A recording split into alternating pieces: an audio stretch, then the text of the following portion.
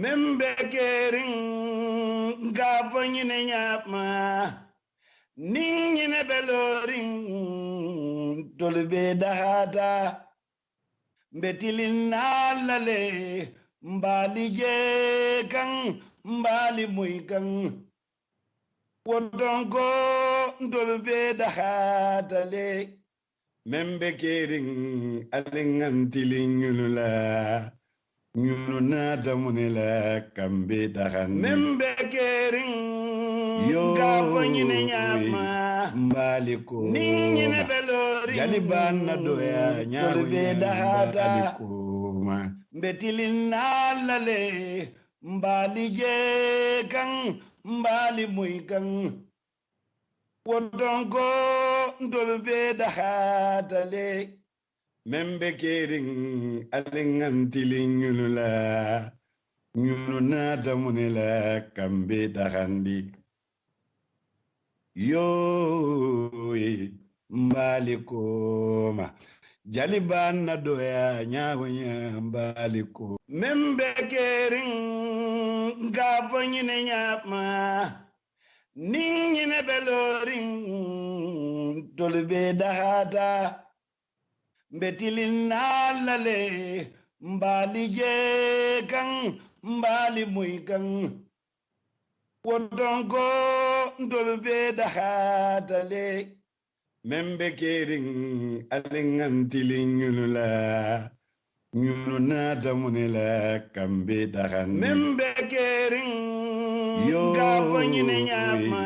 mbaali ko ning ñine belori jali ban na doya ñaaru be daxata ma betilin naalale mbaali je kan mbaali muy kan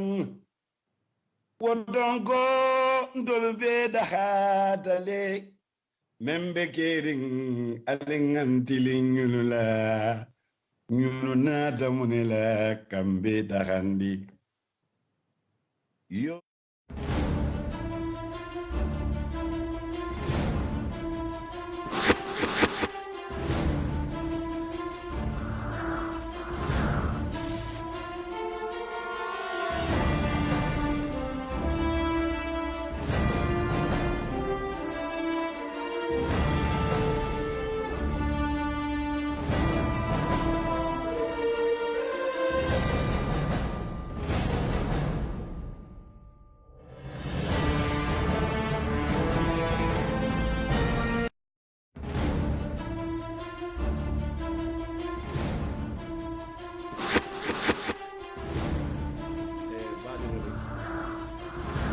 baade lamoy laalo anen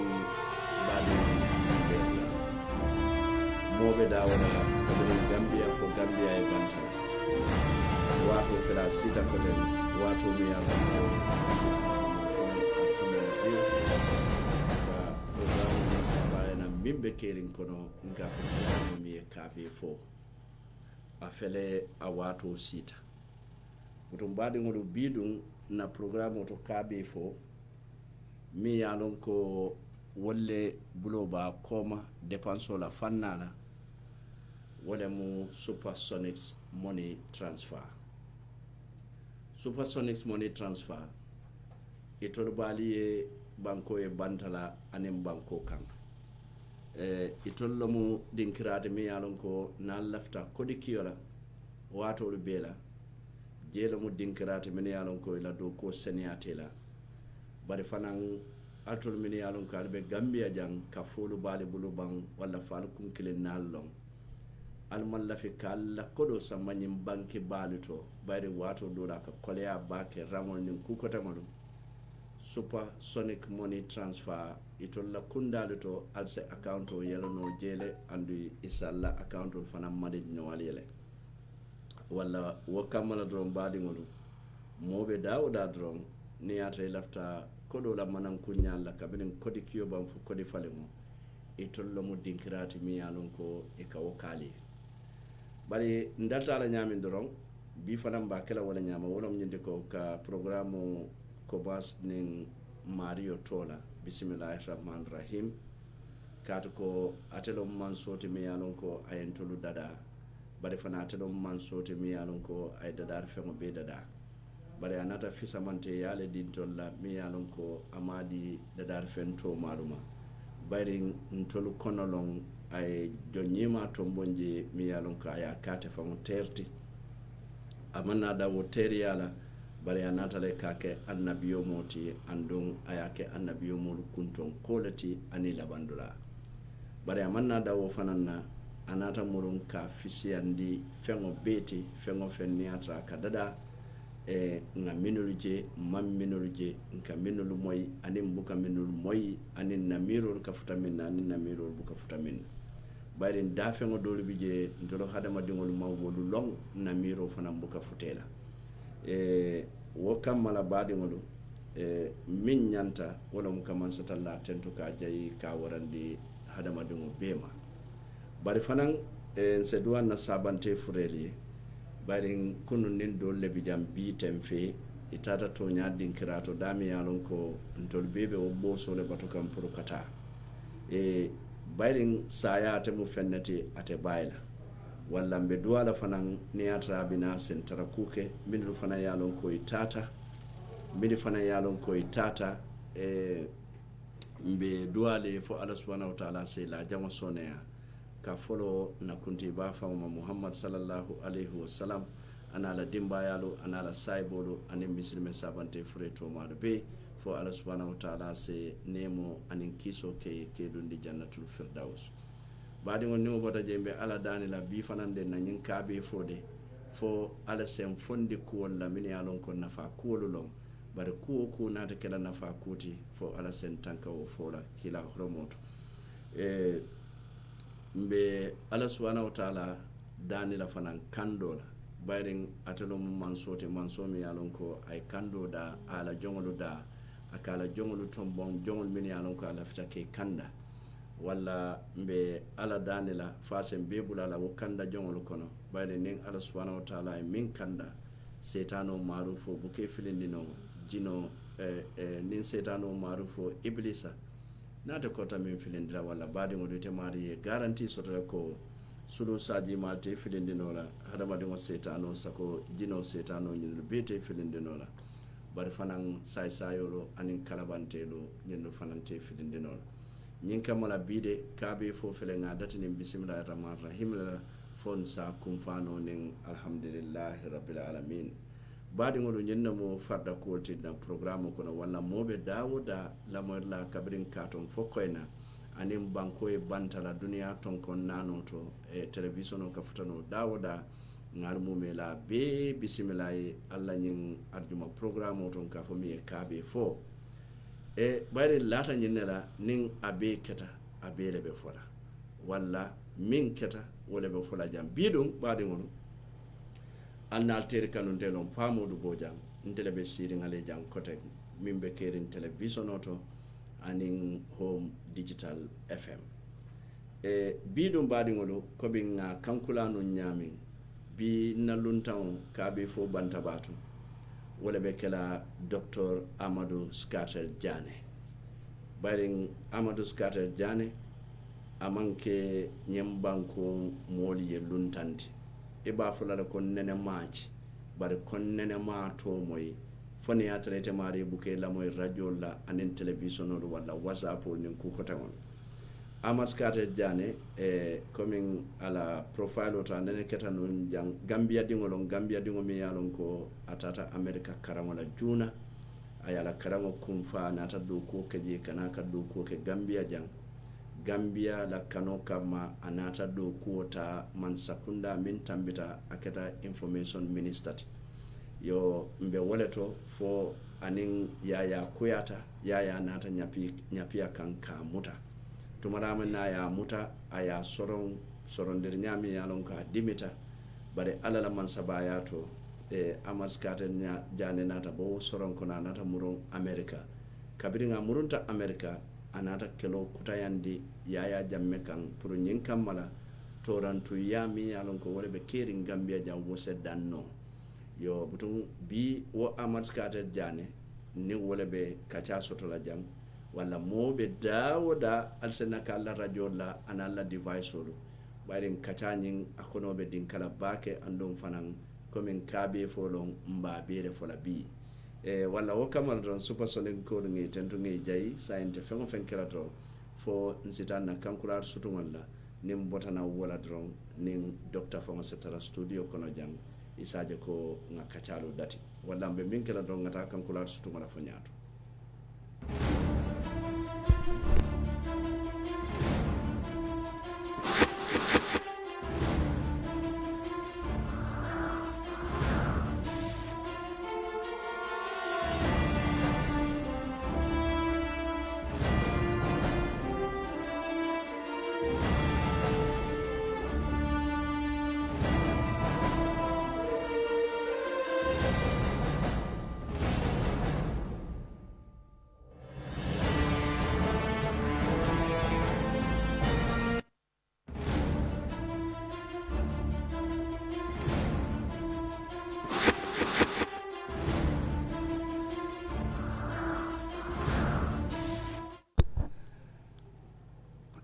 ala barka bake mbe kontondiro dati la birikama kolu fangola bayren radio be birikama le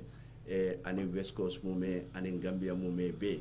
butum badi ngol wala ketanna o kankular suto ngolte afede say muruntale nan studio kono nyintembo to komin ka fo nyami mini ben jibe kan wolbe docteur jalale bente fango jala bari mini yalon ko be lamoyro la tumandobi je atulbe kumo moyla bi kumo mini yalon ko iseniata wallan salmu mela be bismillah na nyim programme to bar foro be min kala docteur assalamu alaikum an bismillah su radio to alaikum assalam pa modu an contente nyinere biriye radio yele jang amu fenneti mi yalon ko ay akumayata katum fomole kibar koyo soto ye kan koyolu moy yalon mimbe kerim bankoka so kan invite ngana jang pour fananga nambira kumo fo o mo kulet mi yala en kontan bake abaraka bake docteur butum badi ngol wala mo docteur ti mbaten tula famfang tilo kandita nyaawo nyaani haajo siata nyaawo nya afela wo haajo betuje anata kakafuma studio kono jang docteur to mando bi jente nge lonne ando mo jama e lonne sa commune be internet oto anin mo jama bi je ka radio la moy mo be yalo ne jumalon docteur bari say lafta docteur fangale ya fo mama mimbe sambulan jang jumale mu docteur yalla won nin te ben fang introduce la ko be ka folo ni gunjur la andi amu nyafo ka fo le nyimbota gunjur le bari wuluta gunjur le tata gunjur primary school le hani bi sa fo be siren gunjur le 40 jelen 40 St Augustine's High School na doku folo keta RDP letin sita jinoy nga sanji kilin ning to keje o kola nga doku ke Radio Gambian ka news reporting ke nga yani nyin ku koy kuol minnu keta 1981 to le kata reporting ke pour news at 10 ka ke radio mboto le radio doku wala nata America kata journalism karanje biringa sanji sabake America nga bachelor's degree soto then sanji kilinin todo masters biringa sanji warawla keje otole nga doctorate soto political science nga karandiro ke university to je fo sanji tanyo then wol kola le nga decide nata sayna Gambia. American Embassy following ta do ko lambije wo kono le fana jamme ta nata ke Minister of Information bari manna benku katun lota journalist ko la nyami wala tin hani biring na wali tanga ka form akumal min bebe ka fo kono journalist olom data fa source sako wala mun president oti GPU birin tebe minister bari wo be birin walita fombata minister yala ay sanji woro nyon simbenna business la bari ngaje mutarol ka keja nyami num molbe yeman kuol be kela tebenna business la be tama kukan mantara tora kan mantara no kan kotek bari pour ka je way continuer nduite kan soto yetu deri ma wala keno otole nin kafunyo dol min yale jama babe bantalen telebijan na kafo formi ka formi CCG Coalition for Change Gambia na fen jamale ça fait kon lafta minuke prison conditionally falling journalist also la do ko ke mote batandila mol minu yemanta ya kuolu no kan fen jama ngolle safe un loto le ko ala nata ke en defa mutandunta kaso kono je abari tata nata wala mo bisimila CV ni warta bake bar sa nga dum programme o nyin kono ko yedo ko ke radio gambia o wato da be nyaadi o wato de yalon television man so banko kan so radio fana radio gambia doron mani radio seed radio seed ka music o doron ne play mostly ila news be ika link learning radio gambia so amunta mol kan tolle lamoy ba o wato ni ta do ko la doron ike karandi ila do ko la news writing ta nda kilo ba kan Tom Bright nyolu Lala Haidara anin Malik Jeng wala nindi news safo Kenya la ka fengolu produce nyami tar le Sadio Baro nyol fango do bije bar wala ka local language fenko so radio to je fana ufula le bije dol bije ka safele ya dila doron itolia afo so dol bije wala ka tay ka kibarol tay ka safe do ba to fon ka fo do bije adi modo so abon ya bari wato radio kuma bata wato ngalon ko radio Gambia be analog la mantra digital and even today ibe analog le but saying digital editing wala diatan to nga wala long alter ka editing kanu nyaadi de wato misal fe ni modi amuta ani nyanta diamo do bondi la je ka do tuje by then saying easy tele because digital lo yake la computer kono ya edit but follow to computer manso wala alka recording device ni fe ka mi use ka recording ke ni fen kulimbalo la branen uha ka den ay nin tip jangol so ka ta studio to pour ka edit aka time tile fofo so foi pare juna ay dokuba editing ning dokuba ta koleata le sani atol la ning wala ka clear baake dum wala sonayat bismillah aparka baake scatter science dunno programme fam kono ya foko ibeno America bari nata murun nan Gambia o keta sanjumanete 2003 waya tara kudeta kata foka ba tara kata foka ba tara ya le besiri tara nga safa nga sanji muwan nyonne ke America total otole bar janni won ka tara safero la ka criticize ka fengol beg bar janni binala nga make so of course mo US citizen anim fana US embassy na to le to do kwal atun ka safero kenu nin tolla ka nu fete na lonko risk la bije kana se wonya so nga do quota US embassy le nata sena asare jamme ben pa bismillah altol tatanu je ka ali lonko ko min be keri jamam betia ando wal mede no afe America alba criticize kan bar wonya inata yellanno soto ko inata America man sakudale tumando bije jammete nyapile kan ko man kan nyapi modu kan nyame yo ila taro wo America embassy do ko la fo janning atela kila be futale la keta do ko la ye iman ko ya ku soto de hani man ko ya ku soto ka to ngal ne ko jamme anala ko be aka hakilo to America to le demandi ka ton sina fo hani biriyente muta prison fen ko min yatine nene man lipa ka kuran kembala ko ka min ke dola asunta na American citizen yala kato ambassador kana jele ni nata hani manjeno ila dandalaro e kaminfo wolkumol ka futannale barinna do ko be nyamin sutiata ambassador la kato tilwotilin tolle ka sisaylo na ta newspaper media min fota je na ko kacha na bitala bento na kata nyola tolle siva ka fa nyinnom o fe oje ti nyinnom fenketi wa se nyinin ka situation o benyam so na sutiata nyola iman nambatandi wo period o kon bismillah so amunta ela ke America demoti waya sabo atena la ko be nyawonya kube kuto e mawotile noitala nlata ko wala tonya bismillah hani birimbe prison fana wala hani birimbe prison fana bismillah itata American embassy do ko wala kila nata futela kila nata kanyadi la pour ka ke ministre wala atara malla fi jaaju mi yala fana benum besring Atlanta le mteri balum so ntol kataran activities la online of course atem APRC birate nata say janga kita minister for a long time birimbe embassy do ko lan continue talen kata so I tele kata intermediary pour ka fonye lafte offer la min position la communications bari ka fo a entela background lon nen tolle ka fen ko ko ni ya lon ne bawa tele bije bon ka fo nin ambassador diam anin na family bi ambassador parce que ning dunta problem ko non bina murun no le kampuriyam ma ko to ni wali advice ko kata ke niya ke nin ku keta ibe da bondi la de ning ambassador nin diamuta atandi ko opportunity long because tolle ka human rights report on Gambia draft for the US embassy ako opportunity long ba jela nibe do kula nyami at least on media sako wato national media commission lo main problem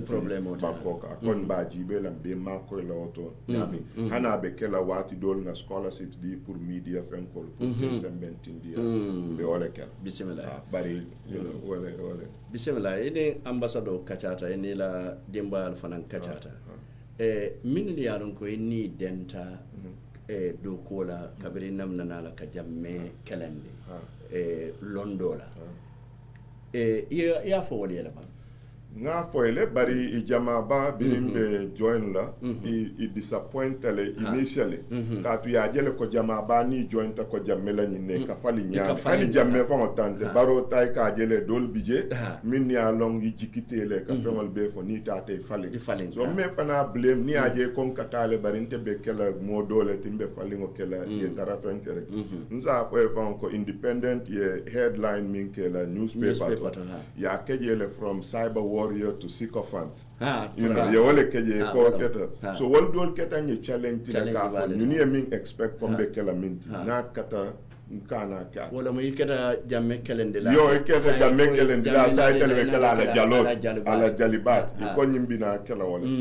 so ya long wo sifa ni te along wonte ti te fana be la kato be kala la pour ya tandi la manki bar biri yen keje nza fo na posting na ku folol keta minti kata independent newspaper all visit kata point to kata nyunito bara kola ni nata ka meeting wal ke kara la mi alon commence kundala kutije mo ma kalamta ndey tafa sose nyolu demba jao nyolu be around alaji yoro nyolu Alex da Costa nika meeting okay bari kamben anina kwa kana funti nga wole ke ba nimbe o meeting wala ning American embassy fana katara nyola ka jembe kala nyami nga wole ke fonga press okay national media commission jamme fasita lunkili cabinet be meeting wala ku koten na ako okay mba for la National Assembly ye National Media Commission bo constitution auto for ila mol se contact ko yo press release o safe dorom so ya lo dictatorship na ko aboje constitution so nga ketere nga press release okay ya bon so amunta wo bota je wala nyam bari wo bon diringole ngamire na pa ko ni American embassy le katara nyin kuwol so wala atinna ayem bay ako iko radio to ko for providing sensitive information to a foreign embassy the embassy in Togo but of course more be along so it basically spy that ya kalamta oni be do ko la bari atata wala nya janni kana Gambie keta jamme kankuramoti cyber ina la jammela ben folo wo keta nyaadi ben folo anjibe ako nyinno mu ngamira num ke baleti yalo hani biring radio to mbe radio to wato min ni molien kango mo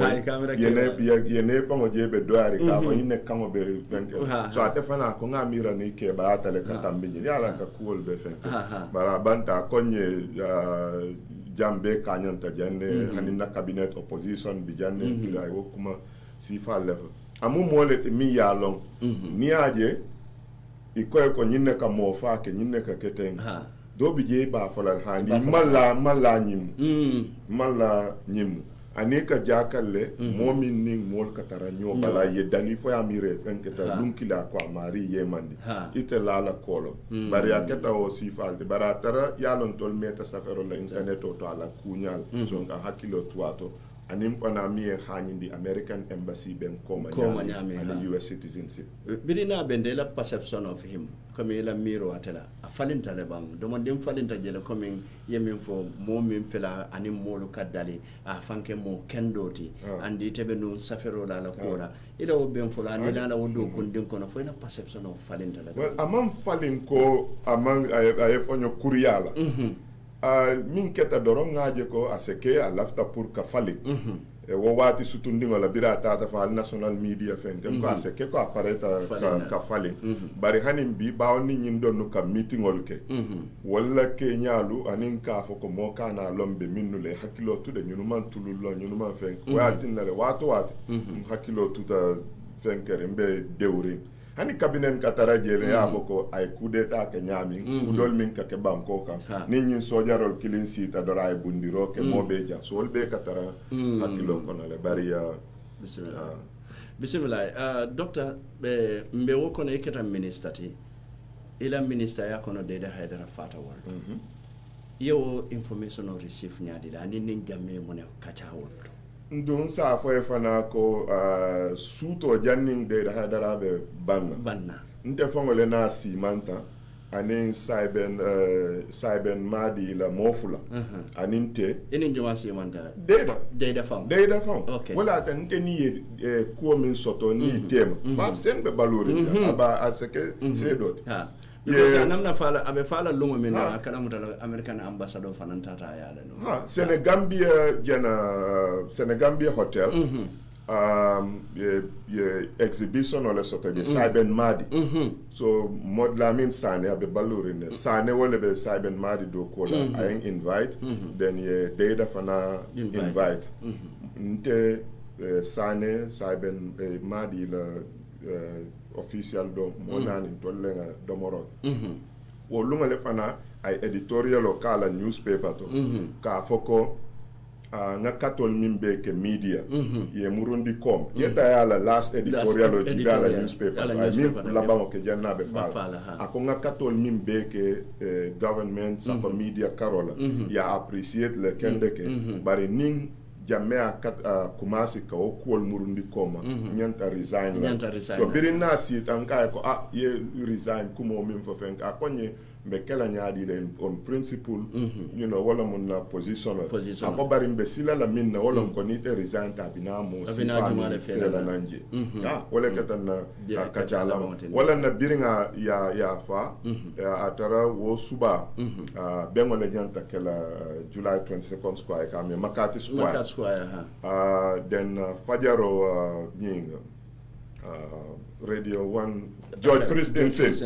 Christensen ni itema be wala nya suba juno an call nam so ka be call lam fundita telephone odina ko ni yamu ile data fa nkai mun akonya fatale then kai nkata July 22nd square at the time yi bengole sotoje nkai nintata ni nyunuma kalamta sa informa ko yam so ya kalamta birin tata square nyinto atara president man na follow but vice president man la fi jaaju ñu bije so man la fi nga follow ba telen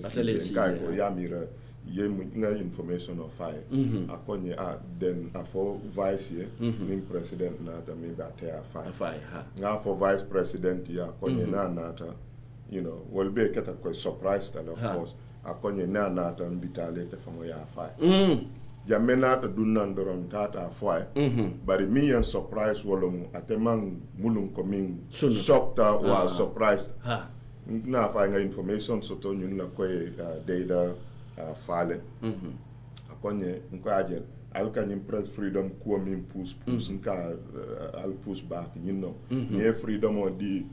journalist or like vitale le fen sa fe mola boy di mi yene no kan yifa so right away atema nyinin kar ke amako mama sunu right away I defend the line of defense the ka fo ya jele nyine ka so akeda te anda munta min fo e wo fangoto anata men well la story da fokaba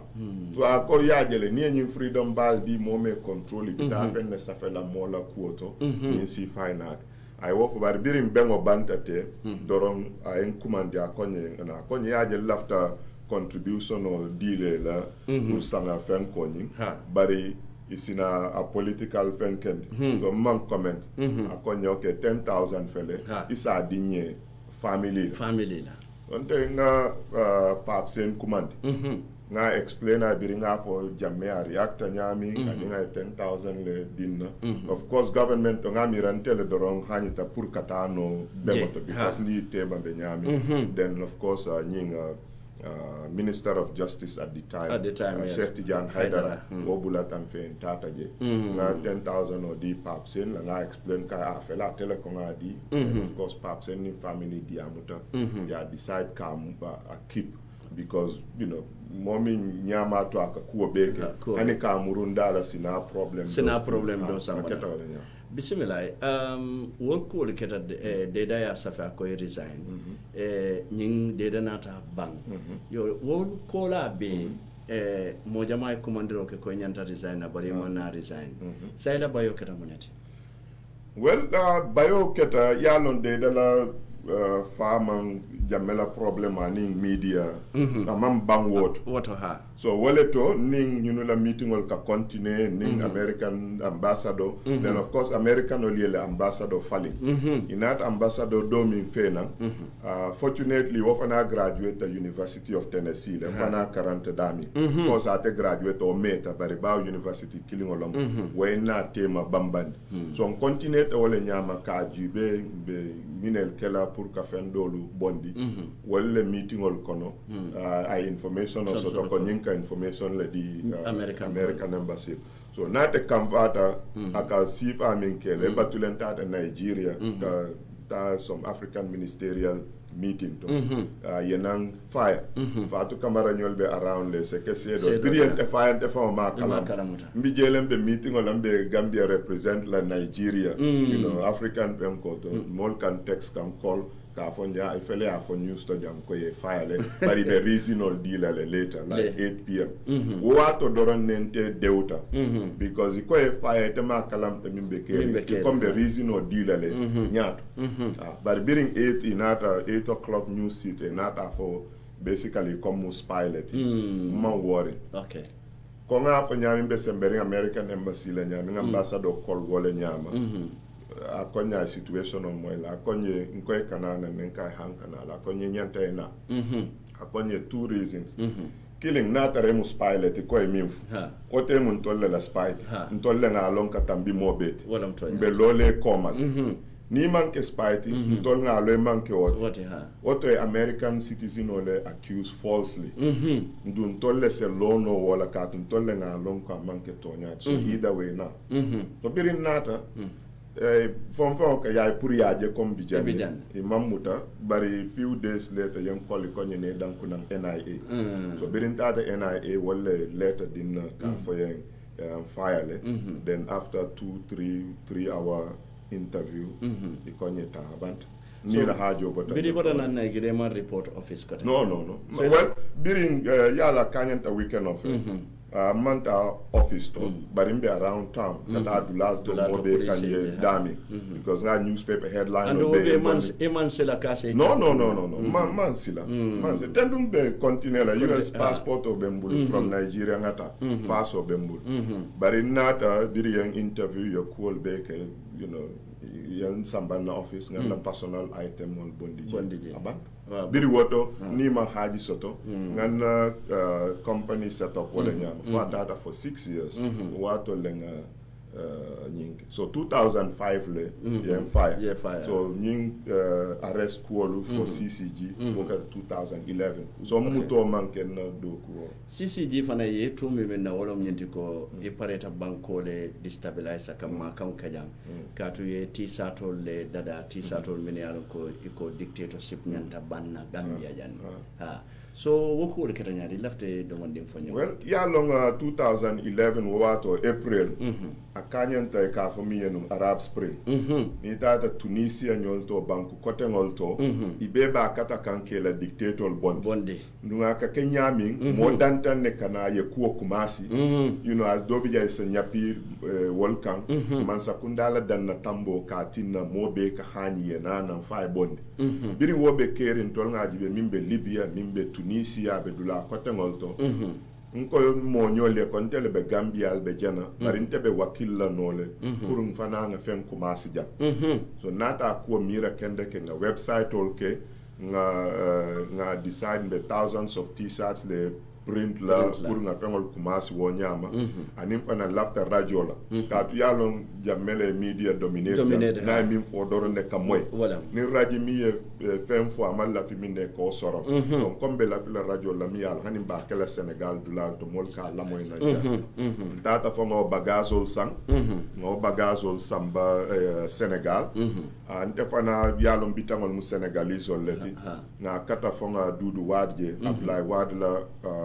brother wo fana ya kango di kwa be mako la na laisino so to radio keje birin na ta jang nga o preparation ol beke you know do bije na ku ken ka press release o kele of course imalon kontelo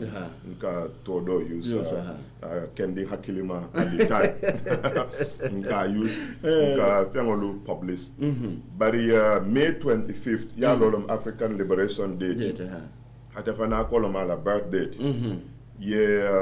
symposium organized Gambia College Kamaja ñin Dr. Cissé Benunje paneloto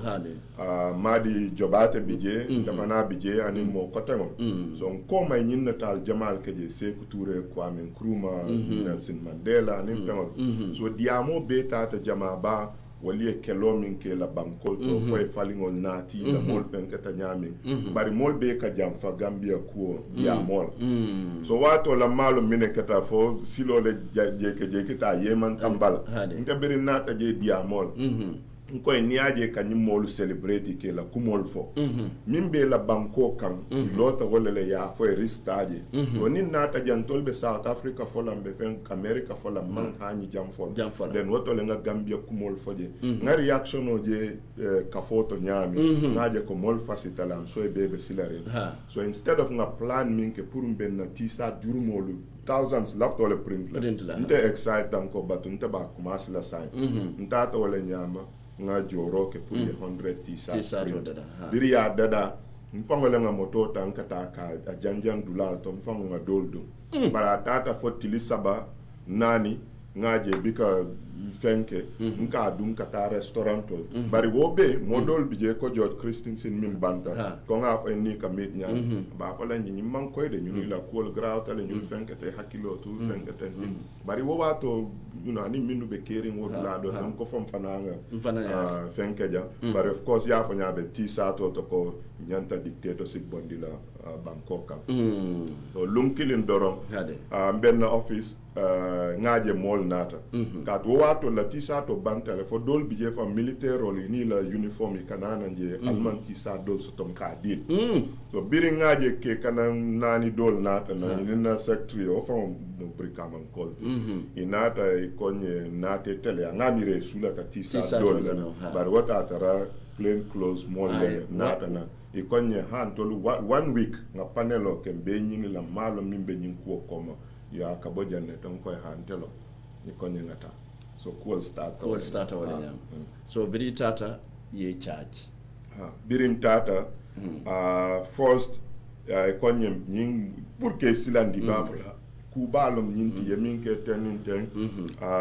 mainly pour ni e silandi ise modol tol fo ka ti tol bi ka kontane na e kilimuta fo ya fo network lom ye dol bulan dol bije mol min nu la ko man die for some reason ise dara won tol suggest la ka fo fenke fana bije le pour isa fo ha ibe dewre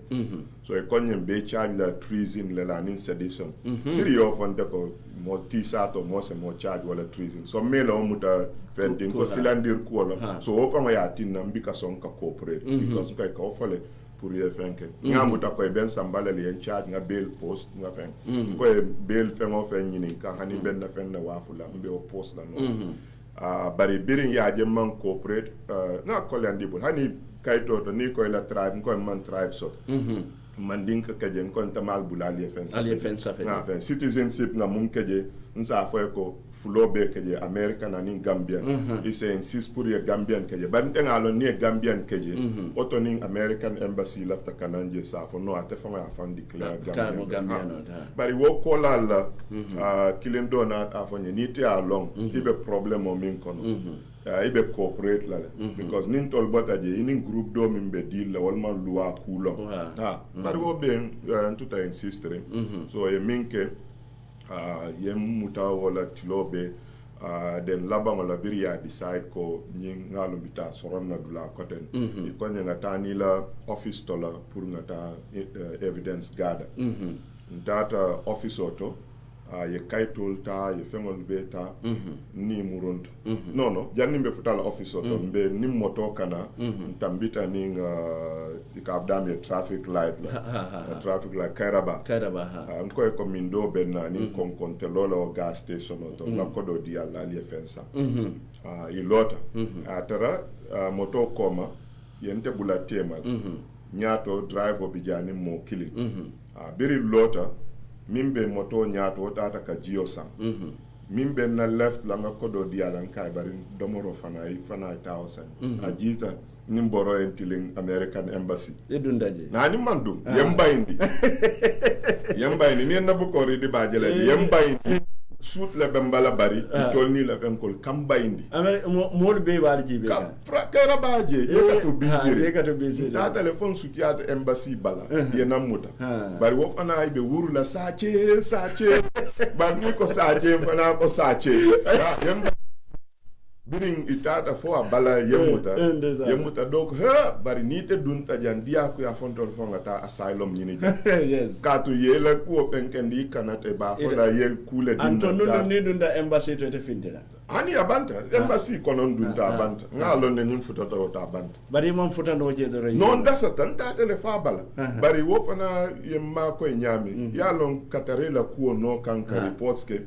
ikalon ne fana plain close or ke yemandile ya fon tolmaje malo mi apik because up to that time na do kulali ajele rom plain close mon nin tata ye moto koto dore tay nin tata nin police ko tolonte malo min jewala bari birin tata fa embassy balaje mo dami embassy la camera be yen tali ani la security guard dol ba nga do ko kenu inata le nyinin ka min ketanga fa ko nyem di ba fola then crowd min fana gada taje dol nata en kumandi ye itol fon to kumandi so ngalon at least sango mol yalunde min yemuta min be ket o kolale ikonyi sambe tofle come back ye murundi ye chien kendeke ye trok leta fon PIU lu wala bulata noka birim furata na office pour ka documental ta ye mini ye documental beta yen samban kata airport ntenga mira nung birin kata airport fo ba American citizen katan deport le bari yara selo secret selo detention center le airport terminal koto fon so birin yeta detain jele airport ntenga lokun killing ke wala airport of fon airport koto terminal ye detention center soto je molman tolni na report roll ninka fengol be fon nene ma moy ko bije ntenga mire katan deport le fon ko nyinne fon o fenkete kata yen deport bari birin tate yembulo selo to sel kolearing ba ngalo kun kilin ne keje bari emeli pa non nte nene mali ka mindu ken ka konkole fofo wara jimbus fo fula saba ko le dinna tilobe firlanu minnu be banta yeta nyi nguru sanu tata dobe tilobe mbikeje ko be le investigation of that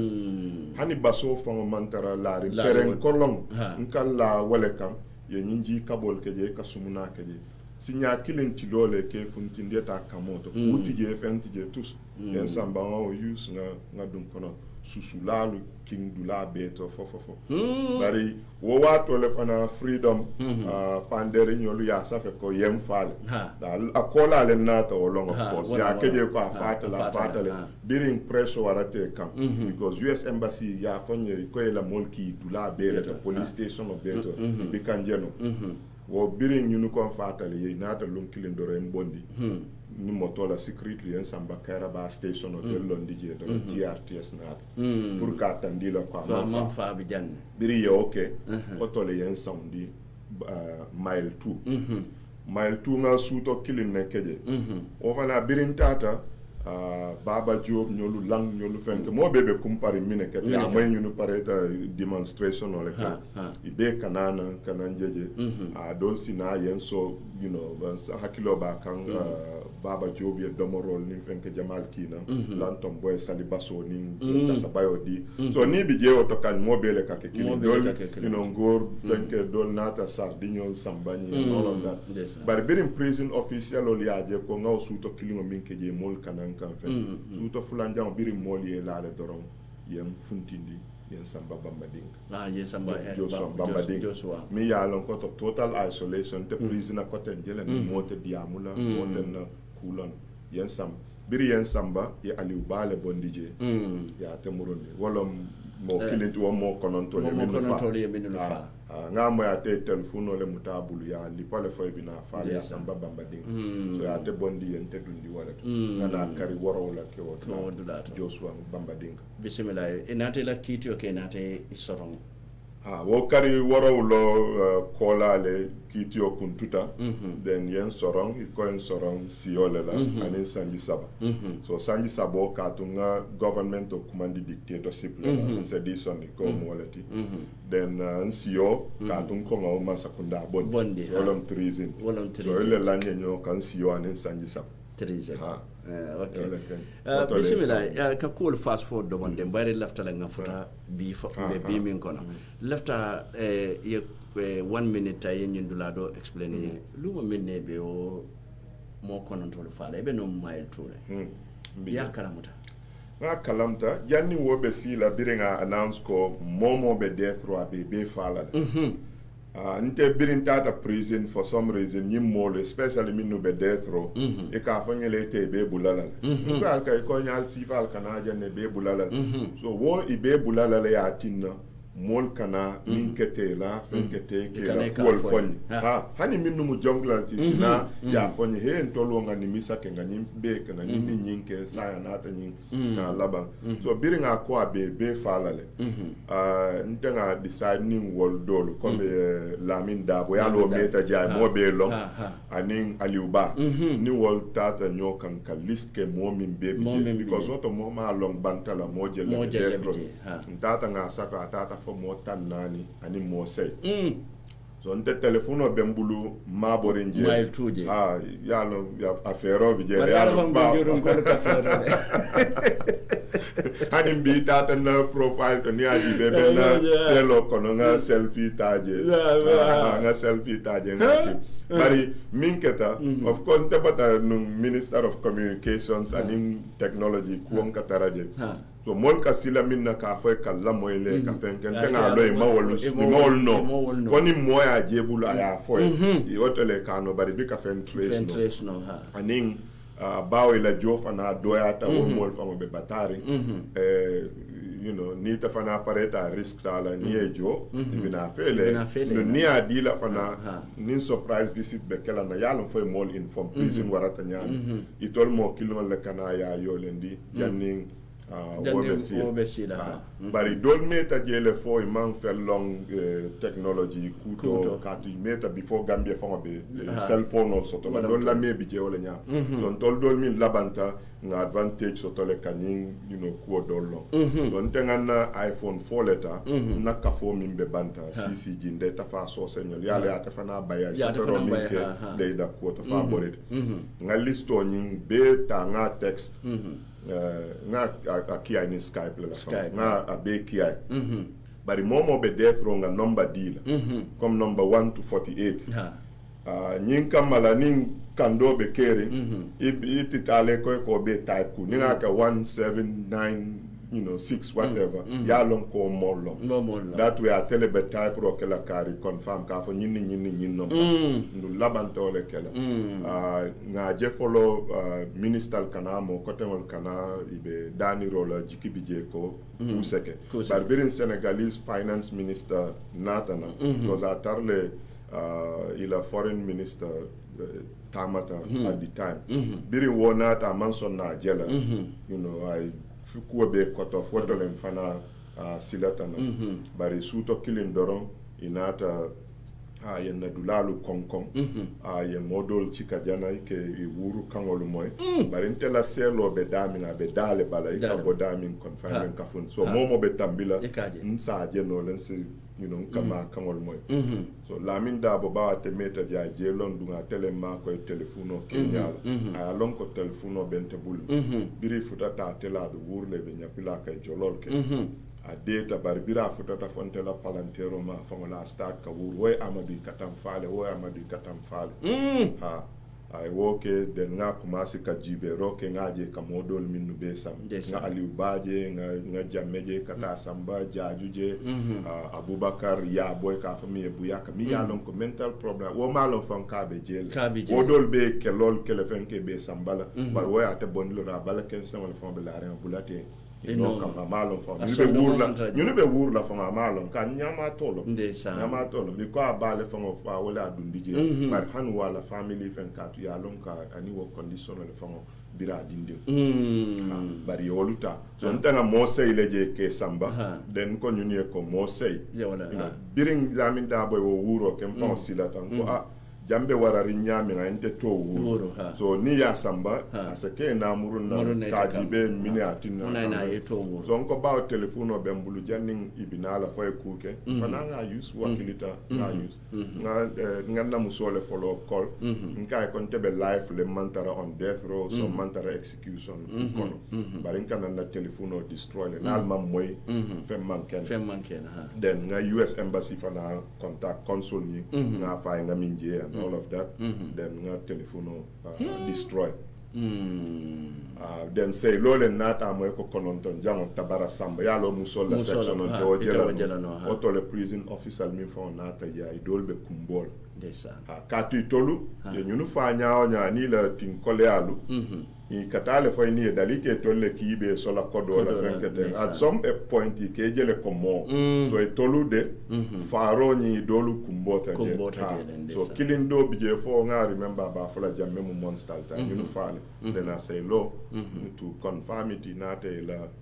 selol kono feng min be bije abe kenyo kam kombalito ya sam biringo keta wo Thursday ataranta nga information o kinna molia wala a spread ko ay faro ke para atareto jia triasi ba fala mammo faro bari still na mol ka mo konon to be todi bari sibitola then ya announce ya test ko ha to nya faro lo bari e fa bi sibitola bari the same 9 people aw kelo nyin duta ye kelo kele kabiri be banta ye kelo ka manke ko datal bre lata yaya kan blindly bari ye kelo ke banta murunta prisoner kono because nitente abe ko yalla le pour yum to lumini fama yalla ko be diaspora ka o figo be sotono be lala minna do wala mo yaya man farika yo ba sambe ko fast track la bayring 10 minutes da mala tutaje bi yalon ite t-shirt ken samole print e ko ye t-shirt ol be print 3 years bari la fo president o ji e wo mo treason net wala mo siyo damot yo bi kibar kayto bala nga nominated deputy je min keta 4 date e min seta yakumba date noto ay safero ka ay diamo ke standard newspaper and ay modu dandala ako momo ko baroji ibe chat la treason la yamira wolu akoto e mala fe ka wala mo rendi namba well ya long min keta tol jikital num konim falingo keta ku follow min be kala wala mu government o ni wolu akurungol be ke bon for public order lomba for sedition and all of that you know ye be bon bari nata je ko imam koronto wala bari nyinga kamin fo mala longa kamin amalonde katum ka fo mo lembe charge la treason la benin kala ni wo silandiro lom jammete bolaje jamme man dan ka fo be charge la mol charge en toldo soronne ko for life birim bota o sentence to telephone kana protest for Senegalese border woto le mol ka hani ku ka kuol ka mo fajan mol fajan bar woto le ka hani ku so ni a wuli silandiro le kam woman ta tamala kotek bari mim mu fana anyanta na ning sanji 3 years molul mantara kankilin ate min mira ay wofa ka to moma ko kankilin na nyanta fole e la miro bari ko luwa le nyanta lala no wolu kan o luwa mantara je democracy lom nyinti dum pour jamela luwa kurungol hana tare me bondi ni koy bole tamandi la ate kelano mol manta sonnala mol manta silala dum fambatando akaminke a manke silo kaje ko nyin barole en tombonga en keje so ka kumol fo mi ala danna tambolo mo kuma kensangol bismillah je kuma ya tabake nim fanan ni nata jibe president baro wato watin kafon na programo kono ko sababu lebe nyono maning solo sande man finti demonstration la ita mutala fo ya fa bara la finto demonstration la waya sabo ya bute ya fa way lawyer Ousainou Darboe fintinde ye lawyer Ousainou Darboe na la executive be muta so president Barrow nata ke wolto flag be yarata andala campaign o be wolom nyinti ko ye nyinul mutale on lawful so ila miroto nyinul min yalon ko fintita ka for 3 years jotna andi man PA system use yamre nyante mutala la ba ko nyanta loi fon fali nele ka fo manyam PA system use le manya nyinkela ndum coalition la campaign wato birim baro ba nyato kal ñun lom loi ti mi ya lon ko wala fon kela haynan safere da foko wolle folo nyanta fali nan tolman songal mol yeta ye miro fo ni e muta oto le fon ila kibaro ka janjan ka tambi fon be tolman wala lo ntela o ti sat ke mo mi nga ke je dictatorship bonni ni e nya ka sinna mo jelle ba lon ba ni e muta aku e janjang ni ya lon fon ni be kankili ya je ko la ni manke silon dol se taraje ye sonko sanji lulo e nyanta wala kela ni be kankili wala bari pour ni eta loi e so sembo min ila miro ka fo ye muta ni ta tarla wala kankili so e toli nyanta ka wala dolu mira ha ando nga nyemfana long ando nga sedia kabiri ye bulana e botanan prison nata America lunti je nene sita lungo menna ibita Dakar ibita Geneva ibe international community engage la ibita demonstration la ni kukota malo imansi dole bije ne bula walla ye bay ike dabe le bonde je bari tamo ke continenta nyinna so yamira sain falingo nata falingo nyika min nyine wala nata bang fa dasata ante birim falingo nata na min follow ke wala na company min follow be sorondi ko sañi bitawle tamandila fen ko fon ka fon nata be retirement tolel nka fo ritoni slomu kana sañ fenkela nga obori ngol min ke foni mo ko tay ya ke sañi bari biri ngaje kuol kana mulum ko jammeta kumasta nyami ko nin sita abinala le fay tambi ndu mobile bina batal wala atinna ko fonga wuli sani koteke nga make sure nga democracy sabati ndijam goto kola ntol sita nga si doli a continue ndu niya koros wala atinna wotama killing wo international community killing wo network sa fonga wala revive nyinkaro doron kono ntata Portugal ntata Italy le ntata Egypt le and of course US and India ndu ntata Egypt min human rights conference lom mi yalon ko Gambia government delegation minister permanent secretary sabani mo ko tangol le tata report present bari before bitala nga long ibita fengo min do present lan dum man songila wa tinna wuli takata so wo mamangol nga minnuke fo jamme tata ka bondi ba nga je nyimbe tilingo la kara kotengol be o peaceful means diplomatic efforts fengol be wala kala ka je ko never again and even in ke kay man sela ko lunsa soto baro sa try no le misal fe ke muta nae muta te fen kelan na min be tambile jamme min ke mol jamme min ke na ni ngai min ke modol jamme mol fale ay tol dol sora kon siyo ay mo jama yemandi bara bota jam so na te fana wota lafita jamme la silo no kan asalon ko killing Gambia falintale sai ne fanga be koleala kawoke dunia ke fana ni me akilti laba ngole be jam jaw yalla katambi jammeta bismillah nga kala muta ko inene nim baro bentale andu ngalo molo me yalon ko ka ke la moyde ya diamundi le banka nyin ko fay ban ani ma a diamundi katum ani mol minu be nyokan ngalon ne wol manke monti min yale la kuombe sawar la noje ba katu ni alon tolu before be mbulala biri mbulana na kato be ka community ye jamme muta mol min ya ma ko fa ko di tinyal ko di sunyal mo fa le muta hani bi ka wole so nim pati min fa ko nana ni alon ko ite be wole kele la kuoti ndu tol sula taw mol la abika tano so na ta fana be dulato mi ya alon ko mol min be te deterin nun jammel ye jamme ma koy fa ñing ti ñaarol ke continental pour ka tay koy ka dandala woto fam batando lon dum birim bije ngawol dol min no jedde teringa bala woto le nga decide ko jamman kente tadulat bismillah ngaje fanan there was a time modi ngun siande koy lafte fanson party de lola bari ayta fango ya ke kokuno ya ke fem kokon koy lafte fanson party de lola andum nsobita wala num bakele ko Amaskare Jana might come up with his own political party. But all of a sudden, ngaje ko lundo ita fango isafero ke ko manifesto de tuta. But all of a sudden, nata je ko yeneta munko do ye kuntili UDP. Mune be keri. Well, party pour ka londi woman ke kuloti nga meeting ol kele nga constitutional be kele manifesto lu fengo min be nyanta kala pareta. Bari ko birim falingo keta nga jikile ko luwal minnu ka kolendi fo mol min be diaspora fo mol minnu malla fi government o la pour ye ron ibe ol bondi la ol man bondi luwal minnu yatina patiolo pour kutamali na wala feke mol be bondi so bawe me bondi mo malo wati min ne be bondi la ni tate ko ka patile lo right now haninga patilo loi ton defon te kala no executive member tije because conditional minnu ke pour ye keje mantawol mitla ndum ngaje fana ning UDP le la miro sutiata mol le talon bari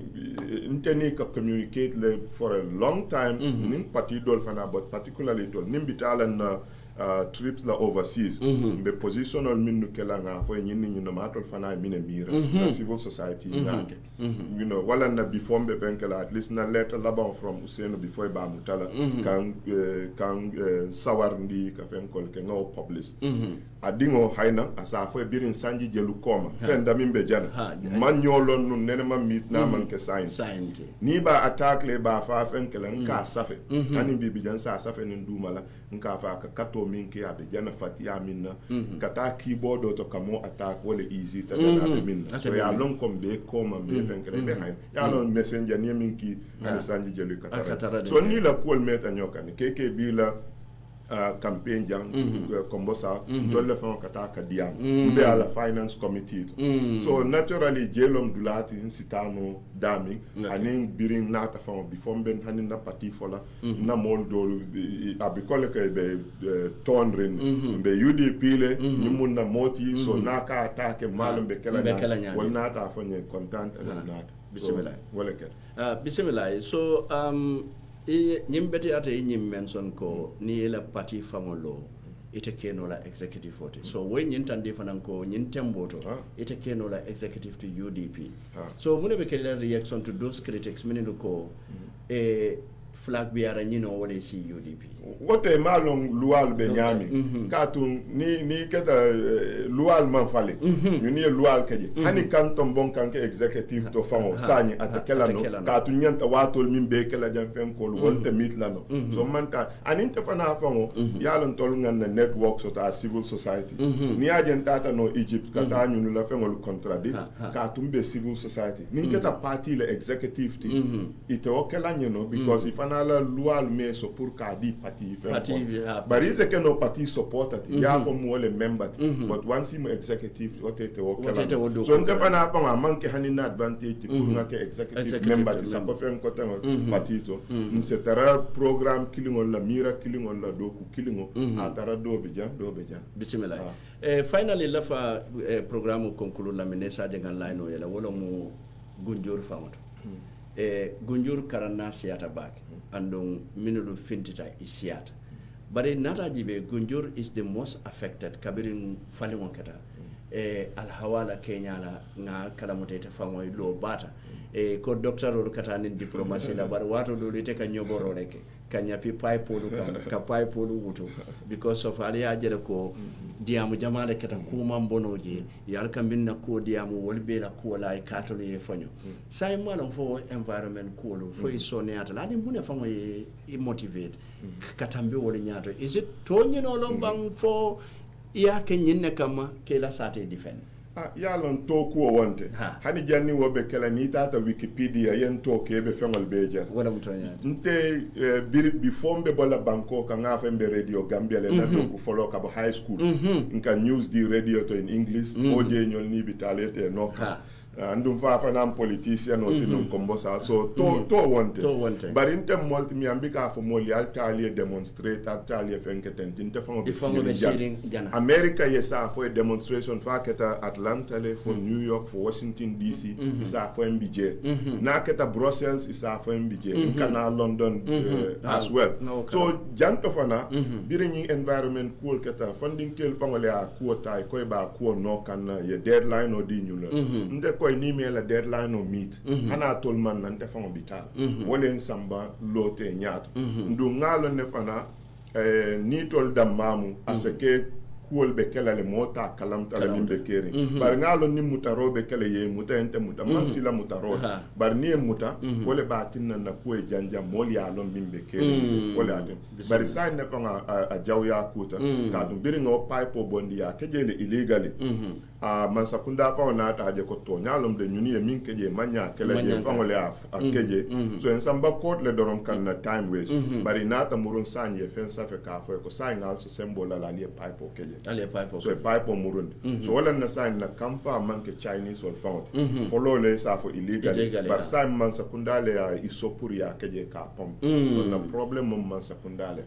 sanye ila miro to tumala na mansa ya lon ko jebe dandango tinya muna na hanis bi be afula chinese ori atuje hani bi itala miro follow nga min jiki wolom ko bawe be kodinino la dulal beto anin conference center lu chinese ol binala itoli amira nini wo company la cool man taku fosine la cool affect ba do bi jen ka je ko fana official ol min nyanta na la je ke la do ko ke ni na te nya kasi ko se ko dol dir ka ni chinese ol katale ni so sang ko adi sa tele pour gamo muna ni so minute bari yalo ni ke bali oje ko anyu no betata janne ni so di bari ka tinyaro min ke ko kurangol min na te fen ko tengol silo fan be ka tinya ya mi tol bu ko je nyel min ka to fayre bismillah OIC fanam bari nga kibaro so ko sainde abita Saudi Arabia aketa jikila tetele bang fo ibe nyilla kangala ko OIC te kala jam wente birin ya tawi ko abe kala jang en jakal le ba kala no wo wati sutun kono nyami bari ngalo ne ko birin jamme fana ka be EU summit kala jang foi ka announce ko le nyin abe ko la ngaja nata so nyim fana ko maybe abe kala le bari tol dol min ya lon katara business cool ni la je fana you know nit si fa ka tam be mira la ni ba kala maybe be sula computers fen ko la so ala na be kala ku beto bari biri ngaje planol min ke be silol la faale be fen kol kala moment ku jewol to be nata discourage so am kuleti miya bar ni fota la ka fo kom fota la bari be next one ole dilana alkata lobby pour ko soto abe kolyale ba fa nga odo dilale ma keno ndo abe banku do le betar la min fana la fital because so ase ke sani ko tandile ron pour ka mol dendi bari ye fo ala sani itama soto fo lo e ka fo mo le be next one then you can report kalbe lobbying na banku do to jakalo warata so ninga jibe overall falingo ijikila tetale bang fo manjikila te ndi atambita disappointment la nga mira kuo mimbe kela ntolu birim falingo ketan content telefon dol na kumbon ka ke on Facebook pour yaje bira keta hani tata na Facebook i bajele right away lente tata nga container nyini nga moto dosan na foni cho kutol fenke tenting ko ente kata seile pour not pour do nata doro nga commencer na building o ka be paint nga signboard ol keje nga start kamol high cause na mira sani government open ringole kanana ndungila nyin ila tambe kala 3 years lati iba make so la ye loi jawol bondije investol ye nana ko leke bar biringa je ku follow min ya lon ko ye tiñarol ke nin jamme be nyola ni je wolbe tuté noto wol be tuto not wol ke nyaato minnu fango struggle ke be wol ke la karal minnu fango na be nyokan wala kuman ka kumpata e jenkende oto le discourage kuma bismillah finally saying 3 years 5 years amat skata be lori moneka mu ite la fita monella ni atra moyete nyininka andu ila nyininka ni afo wala be kala 3 years lombang for 5 years yalon kuo kuna la nyalom nin ko kuo folo sanji kilimo fon baro wa nin coalition mol nata si e contrôle kambenta nin sanji sabol bari sanji sabo kono falingol minnu nyanta ke la constitution oni referendum ol ni nyunu abe kolle ale ka ke sanji sabakono nga ke sanji luluti oto abe kolle ale le pour moya fo hani ka tun defon before abe ke la controversy nga mira ni be na constitution of enkel fight debate ta around the referendum o fen kolke nkon kono fe 3 years obe doyala bari nying amanke fon mol fo 3 le support for 5 but mol le man confidence to baro fon to kote again katun ko senegalel ka fanya wax waxeta wala ken do defan ko wala man ta kel yalo ni ko moliye 3 be interview le non wota kala 3 lo ye kuma fo ye kudo so ni wo mari pan ko ke nga sanji lulu hana ko sanji lulu na bantante te lola kote motelala iba mutala ko sanji lulo na sita nga kata nga bondi bari ko pura tete lola kote ke warante hani term limit of anta kata la ka falling tete la hani term limit o dundi baro lota no election la win atanya ante nga je nyame abe kala ko ni African president do na term fulo ke ja sembo warta rom a député li na control after term limit o bondi so ate o kan nin man sanji sabo soto noir kato be nyanta kelele kaje ko ala nyin tam kilinga danga wole atin nan to lol ko ka kuma sisani bismillah abaraka bake Amadou saimbe min kelambe line yallale altul min yalon ko albe Gambia jan 6399130 bare altul min yalon ko albe diaspora altul ben command laminna wolo mu binna line o farintale 00220 7343 125 002207343 altul min yalon ko albe Gambia altul yen commande 6399130 6399130 ngamodo soto nyel line o to bato ngata jibe assalamu alaikum wa alaikum salam yo todi madu Ismaila Dabo be commando la montore ka gunjur yo bismillah programme to Dabo ko e kambida na interview barin te ay kumo da sandile de ay kumo da sandile wato Kenya lem I mean kata pour Gambia ya fongo soto mammo de Gambia jamia kata ani agada British la parlamento I support so British la parliament parliamentarian la min gula manje saka ay kato min ke woto kaje ko British la parliament ya support fo ya invite ama je saka nyanga je fanan saka la pour moli alon ay kato min wala muto nyati abaraka Dabo abaraka buto wato la doya o ya sabu docteur min be ke a bete fono la bari nyinta kelanda kacha labangolti mbato nyinta faranta assalamu alaikum ila radio tala do gonde yo mate fela botala mbato nyin donta assalamu alaikum hello todi madu ma Mustafa Cissé be commando la montole Brikama bismillah programme to Mustafa yo kenno nyemen forme to nyati boro fulo man kantar bunda son respect aman kantar bunda mu ta ko banko dingol fe fulo e kantar bunda mo so ina amen ko cité ko yam fa cité ye kantar bunda ya do ya banko kan ya ke fanjawti banko kan ta do wono ay Sénégal président le Sénégal kantar la le di banko din sojarol kan o manya nakake wana baro anyanta danna 3 years wala anyanta danna 3 years la anyanta danna 3 years wala ko nama dan 3 years wala akata nyama man to dodo nyapa bismillah baraka baki baraka mbatunga do fananta assalamu alaikum Yo, nam todi madu Chief Justice Fajara M section Yeah. Bismillah program to Chief Justice. Go. Now. Men ka boy tele jato fa no skate jane ni kinan ko le fa. Because of skate jane no wala struggle men ke no nata no man tan nyim banko kay no ku jama nyim banko kan ngata feñida. Wala mu toñaati. So bari ñu wo kay fon sa tank rek no nga fa let him keep up the good momentum, you know. Yes, it telephone mu banko din kendo men ya ko kato ke nyim banko e bakele. Wala mu toñaati. O dal ñi lem mot men an ko e kato ke do e me fay tan di men an ko ke so kon ko ka ko e itele jato ko ko do ba plus kateli ate ni nan ko le fa wala mu toñati aya baraka ba kala won ni nan ka pato scatter jani we are fully behind you and happy that fana ye na len ke UDP. It makes me very happy scatter jani because ngaji le ya good vision baraka bake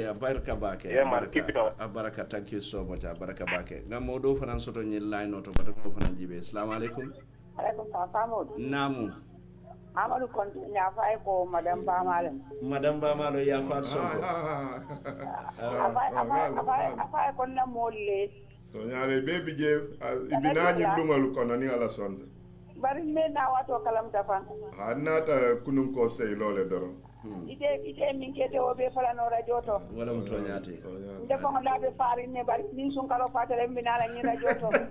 So ñalo. La be fari ne tep bari nda kala no sun kala kono. Mbe sambara na hotche aka janne de. So ñaa ila lum tamal binala. Min sun kala kono tede. Ha sungar kola. Sungar kola handa be fari ne tep. Bismillah. Baraka ya fata baraka. Ngamodo soto fanan assalamu alaikum. Allo.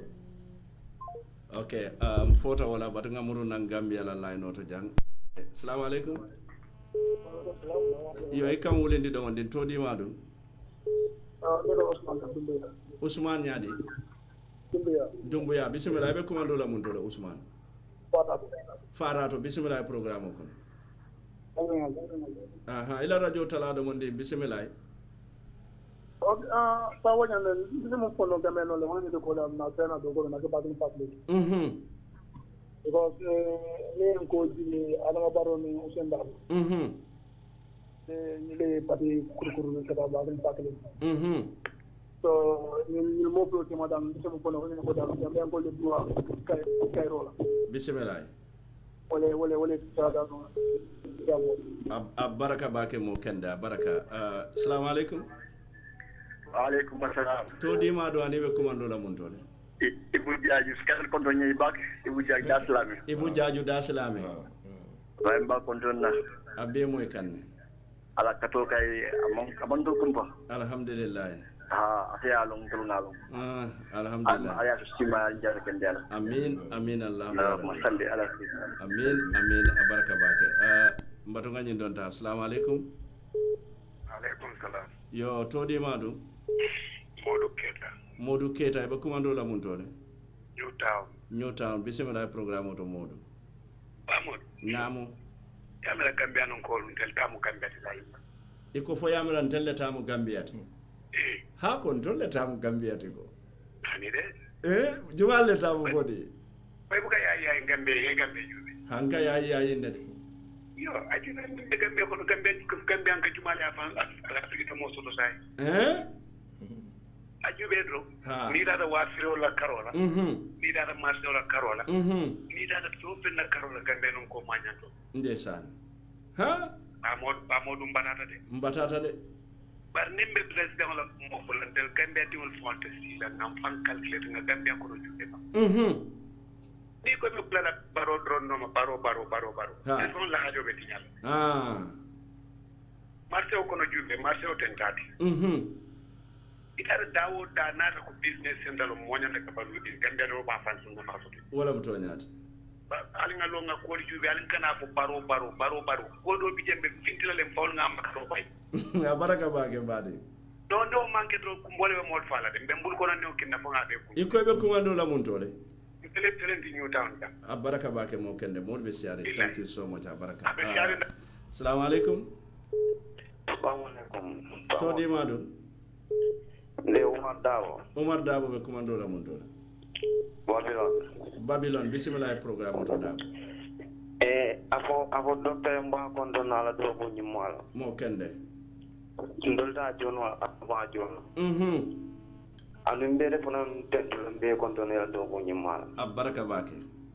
Alama ale mbe tanga ko fitilo na bango. Amin Allah ya rabbi. Bari nie si so ye kivila no turale sirdama. Ndol mom ba na da na spiritual kenya silo ay ko na ndol ko ay na institutional planning ay proper institutional london wala mutonyati mana di political wala mutonyati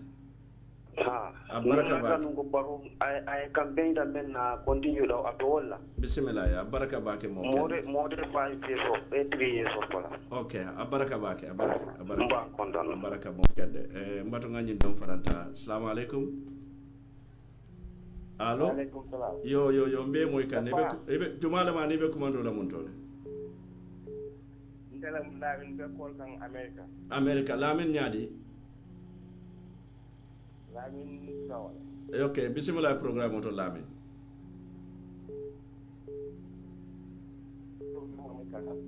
mbe moy kan bismillah bari membe keren so kono sai ko la politiko nafiki adun taje le mine wo no because during month of kunda start agreement mo na 3 years mollo de ko no against the regulation malfor so go 5 years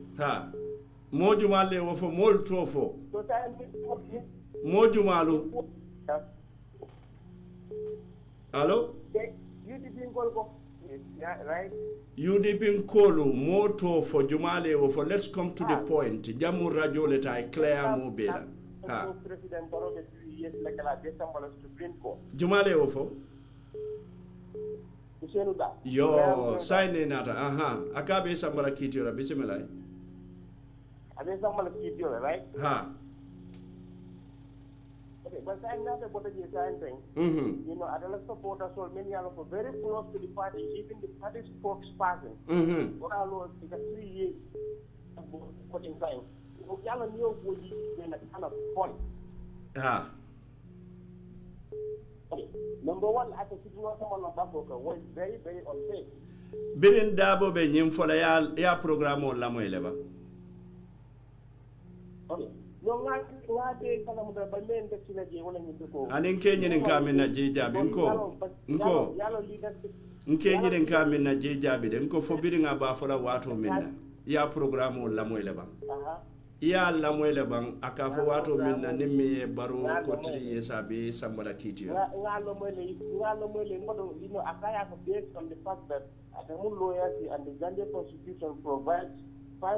but amafo aya fo nyin kamale mbe min amafo aya fo nyin ne kama on behalf of UDP for one time. No. Yalan be me understand. Lawyer Dabo is the leader of the UDP party. You understand? Mobuka Lawyer Dabo a voice challenge in the party, in the history of UDP party. Mobuka la voice challenge. Mobuka la voice challenge. Nsoda wande mbar birin dabo be prison ba e ko dabo ko e Aissatou Touré londi muna na UDP ko le ala voice challenge e baro londi okay ben so dama ngam bo in those days ndema moji no ya ko ko dina lempi dina bang UDP ka dabo challenge in those days okay a baraka bake mbatu ngani do fananta assalamu alaikum allo diaspora lo fana mambete ambatu ngani don ta ngana muru na Gambia assalamu alaikum okay batu ngana jan don assalamu alaikum namu lamin kisuma boya da banje radio tala do wonde hekatu lamin radio tala ila radio tala do wonde hekatu yo UDP jale bismillah UDP banke parti ni halon ko ya don ko na min fo wala kaloji UDP banke parti ni ka UDP lo kol kor nda UDP bande fe nan coalition ko bar na UDP tanya je wala ndam ko buleno ka na je tanya ko yo ko bulaw e ka tani wala di li dala ko e ko bulaw no ka wala ndam bulata UDP no bismillah yana sa ade bismillah abaraka bake batunga nyindom fananta assalamu alaikum salam Bravo, Kausu birika mundo mafa. Daru. Okay, bismillah Kausu. Pour awo ko mata ba. Alhamdulillah. La femme fa ko wala sinda bala karo. Yalla mo ka men fo ima je on sana ni kala ka on sana. Ka fa ko sinda bo yo fo sinda aya fa fa to yan ati sinda bo yo kala ko aya fa fa to yan. So dan usenda baharo usenda bo fo ngot na gamba la solo to men dola ha hani Usainu fankabe baro fa sala gambian ko se wonno le ya fa Usainu fa wota kala iyo sala mo to ya so mo kana so mo ta ko Usainu ko kala ka campagne la pour ba fo ka baro sini mo le ja fa bismillah abaraka baraka okay assalamu alaikum allo assalamu alaikum alaikum salam Amul moya namu Nimbara Jomare Gunjur Bari Gunjur ngolo mine keda alimu kanyi radio kolu bake fo bi mine keda Abake la boabo No Barola ni alda ko triesa ni kalenda ndo mari pega kureta la ya meso fa la yawe iko nyaadi ko ma ni triesa ni mo ko kala le mari pega la kureta la 5 years ala ko dira wala yawe momo ko be nyin kala dorete mari pareta kudeta la de mari pega la kureta la kudeta ka kenyaadi le fodi kudeta ka kenyaadi le kureta ka kenyaadi ak kuma ba ka kenyaadi ndo ba ke chalan kan kenyaadi Jumalu Gunjur ngolo okay badunga nyindom fananta umu diaspora mbe mo funa damata diaspora assalamu alaikum allo temen kan call Sweden ila line o mambeti assalamu alaikum allo pa yombe moy kanne Jumala kilemu mbe moy kanne Okay, parla foka contribute programme ni ndako. Ibe programme ko no foka bay to dum. Ando Bakar Sane, me call come from Holland. Bakar Sane Holland. Bismillah Bakar programme. Content kan kombo kan dimo ye ela studio nyento Mr. Jane. Kombo ko buka doya the point of correction.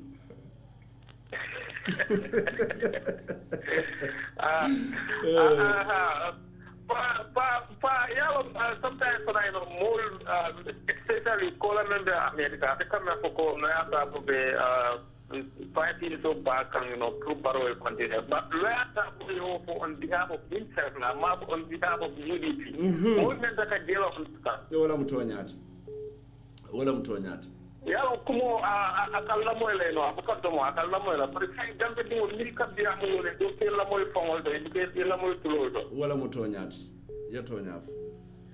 so loya da ko mo te me alo ko loya ko na mata ni banko la loi ka bula wala no manda ka wala sembel biya para dia to on behalf of himself kana UDP non di woto wala mutonyati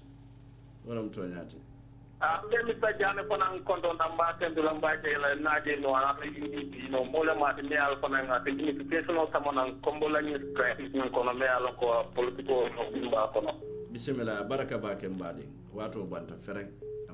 mbe kondo na baga apo mi sajane kondo ni de ko mon kan ni woni baraka bake okay mbe nyina tala wala be kala diaspora la laskola ta an one national laskola assalamu alaikum Alaikum salam. Yo ito di madu ibe komando la mundo. Mo komando la itali boko kam Bakari Njai. Bismillah programme oto. Wani ray min fon la foka ni kala fo ino parti de la ko alo parti wala. Parti wala sa ndi Usainu Dawo hanatara dia wara on behalf of UDP le. So ngana no parti do no fi dia ajit. Ya kemi. Ante wala ndela dawde be daabo mo kilin dam malati wala mtonyati bismillah abaraka bake mbade abaraka wato banta fereng batu ganyen donta wala mun na last call ati assalamu alaikum assalamu alaikum pamodu namu je nyawri yes nyawri bismillah programme to bare last call ete lo moti 1 minute nga wala dina yo avo doctor Skata Jane mba kondonna bismillah afai welcome to the UDP afai be American be do ko men naje ko ta kala male bara ala moto me a poso 750,000 moto ni ndoli aje la o sanji jam ko maldo ko yamna kordate bu de la fa ni do ne be mutala wato men nan to aje o bawo bulle wara mu to yaate so the president boss driver ni na daga siya ka ho mole ko ngasa 750 lakas Facebook akana muru tele ba ni molbe Facebook live haruka kai for the 52 meters by 50 because kadel fanan gagala ni moto falen akakala moto falen nin kordale de 50 by 52 another ko kada ngata mo kilo ko ke president boss driver abo something for 750,000 dalati la ka say which one is the truth I didn't control ni takala ku jumal bismillah adu ni 15 hours me akaka do ku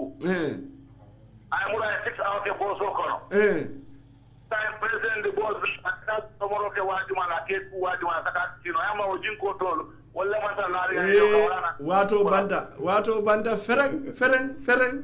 abaraka nyawri bandem ko mamo ni wato karaba fokan takole ko la nyaayele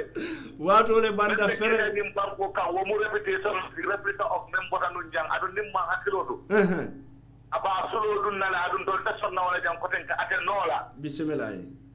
mola ka dictator da ñul mel be jambaro France ko ndo lolom football team on la Barcelona ñol Manchester ñol president buga France ko so sa ko movement bismillah baraka ko tiñala ko e mol bula mel muta yi tahandi ita ko na report kalantam pour mu baraka ñawri baraka yes assalamu alaikum famudan ni mara bake ngitele ko last call atide ndiro la bi jata fikama jata ay amorus kadre ko donye famudu aba moy kanne definitely I'm very impressed about his words and appearance and action lolo ameta lola banko ele amange biti hade kumo fo jam ki wono to ne an wolbe kerim banko ngal hade famudu ni mira yaya jembila mulu mini ka ma ko min sedition on la min wa kunu la bi kabo Ministry of Justice kana ko police department hade hadi bi wo ko kelo ko min skandal ka min fo mo carte fait pour ko bondi ci bari fo mo ka famule ban skandal ka min fo ko min be kerim bi ani min be kerim kunu wala mu toñaat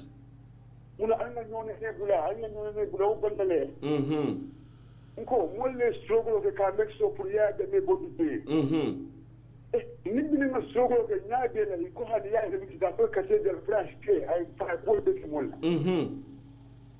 kasi fayin ko na ninga ko be no han kini mo mu fi be la place o be be ko kuru ka minga ni bota man de ka yimba ci kunda fna ko ka mo je sin diba ni tan ko ko mo ka just demonstrate only placard 15 people nyano ko mo mo ne mo mo ba ni mo mo to ko ni kenya anga nyo ke frondo bula banko kan wala mo toñaat anga nyo tire ngula politiko ko no banko kan ya toña fo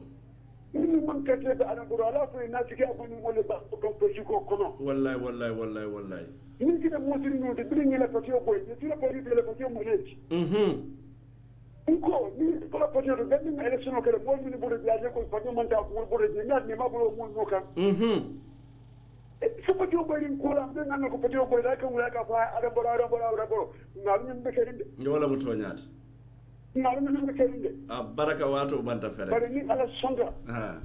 kambe du ni na ka se bi ka kengiske bismillah hani be no don wala mo toñaate baraka mo individuel da no mo mo kido frami no mo ne no wala mo toñaate mbe banko tan mandi tini wala ko mi kate tay ngam pour palmo yake baraka bake baraka ko afu ada amado ko mba ko donna base ala nani le do mo kin kendo mi fa fa bake mo kende baraka bake adu min fraka usenna ko mo de ka ko faasi so ni ko andi so ko mi jamla mi fo mo le fana be je min ka ko ay da kala tiri faasi so bay to mo kin mi be campagne kan nu de campagne kan tiri yes la fo gambe du man kanina alin kana woken kana ko sen ka fu kar ko ten ban to den mas mi amerika wona ka te fayde to limi de zona ka te fayde wala mo toñati adu to dum ka te fayde di jam min be kay di ngalo ni min amerika wo malo ni ma fay mo ko afa poleta min man ka te fayde kana wuli ka foko tenin de amman nen na ka ke wala mo toñata baraka bake o do ni to di ko mi en bula nu fo dicté do na fo 22 years time patandi ni di ba dambe tin suna na re bon fa bari kana no intimidate kana no silandi wala mo toñata baraka ba ko ni to le bentala alinga muda ko tendala dum mol xam minti mol la ko ko minti man ta kunda ni taka wala ki ko mol le man ta kunda sindi je thank you so much wato banda fereng wato banda baraka ba ke butum badi ngol wala mon na last call ati wato banda le fereng miss doctor e mo la reaction ol moyde saying daftale se minute fulata ise la kuma labango di nyin episode kono bari ngalo nyinta kelan na kacha labangoti bari interesting time o lekana me yalon ko kacha be siala ba ke jang bari wato banta fereng nakke wa do be kumandero la de bari wato banta le fereng bismillah amadou well first be tend to learn la staff pour aller nyi min keten kadum ni be democracy soto la fo information e funti mol fana fele ka kumandiro keno ye min mira baby ka ke kilinti ka o bondi doromu je quality antol fana be lola min to kaje ko dictatorship min benun jang asifa kana soto kota ke be o kelale kende ke andum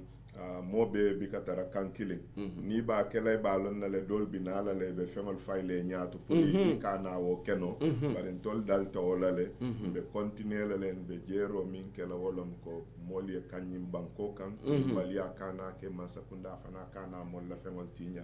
adama baro fana e la hido minta ko anata le pour kasilol tembendi ate boje am fana ba katala le pour wo seke na man keno sanji sabo fana sanji lulu ate dan wala kata commence nyami jikila te ni ka jamela silolta wote labannano bismillah butum badi ngol wala mo doctate nga tento nga jayi alto lamo lar fana ngal tento ngal jayi bari tento femba vitamin ka wala mo ala subhanahu wa ta'ala te tumana minna ay njato lutum fangol bulu anata murun ka ntus balu kono bara anata murun fana kan sotonde wato la bayri wato ate soto mandiya wato lu bela mbe ala subhanahu wa ta'ala tentula wala mba jay lamba waranla programme nga datini bismillahir rahmanir rahim fedenga kumfaning alhamdulillahi rabbil alamin min yanon ko wolle bulobe nyim programme ko to kabe fo wolle mu supersonics money transfer mbe to fanan tentula mbe jayla lamin boja wole mutaku masimoto mimbe keden tv andate kilingole fanan be mutaka masimoto su radio to home digital fm 99.9 ndekunde ngon terebe microphone to nyindula fulor beto Amadou Scatel Diane wala mun nalunta ngote wala badi ngolum be danna janne fonen alaim base niosi kabe fo kotanna ala baraka bake alla lamor ku nyimalto fo wati koten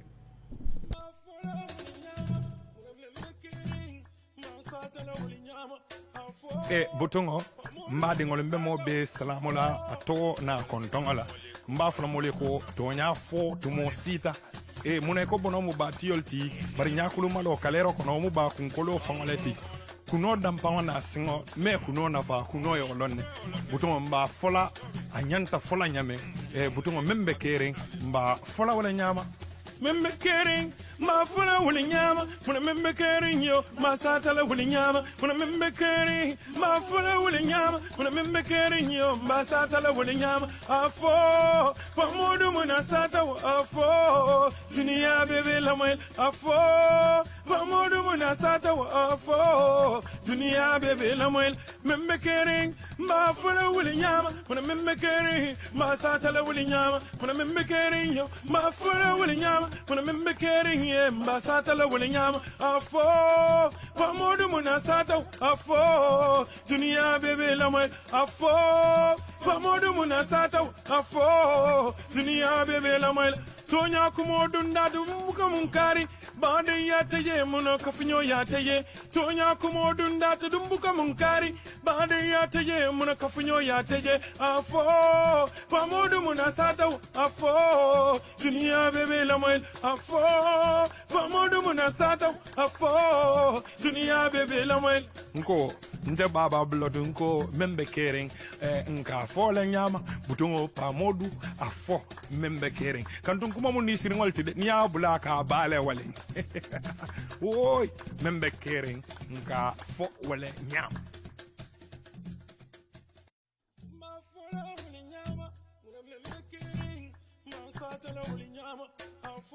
butongo mbadi ngol mbemo be salamola ato na kontongola mba fala mole ko tonya fo tumo sita muna ko bono mu batiol ti bari nyakulu malo kalero kono mu ba kunkolo fangoleti kuno dampa na singo me kuno na fa kuno yo lonne butongo mba fola anyanta fola nyame butongo membe kering mba fola wala nyama membe kering ma fula wuli nyama muna membe kering yo ma satala wuli nyama muna membe kering ma fula wuli nyama muna membe kering yo ma satala wuli nyama afo pamodu muna sata afo dunia bebe lamel afo pamodu muna sata afo dunia bebe lamel membe kering ma fula wuli nyama muna membe kering ma satala wuli nyama muna membe kering yo ma fula wuli nyama muna membe kering Mbasata la wuli nyama afo pamodu munasata afo dunia bebe lamwe afo pamodu munasata afo dunia bebe lamwe Tonya kumodunda dumbuka munkari bande yataye muno kafinyo yataye Tonya kumodunda dumbuka munkari bande yataye muno kafinyo yataye afo pamodu munasata afo dunia bebe lamwe afo pamodu munasata afo dunia bebe lamwe nko nte baba blood nko membe kering nka fo la nyama butongo pamodu afo membe kering kantung kuma mun ni siringol tide ni abula ka bale wale oy membe kering nka fo wale nyama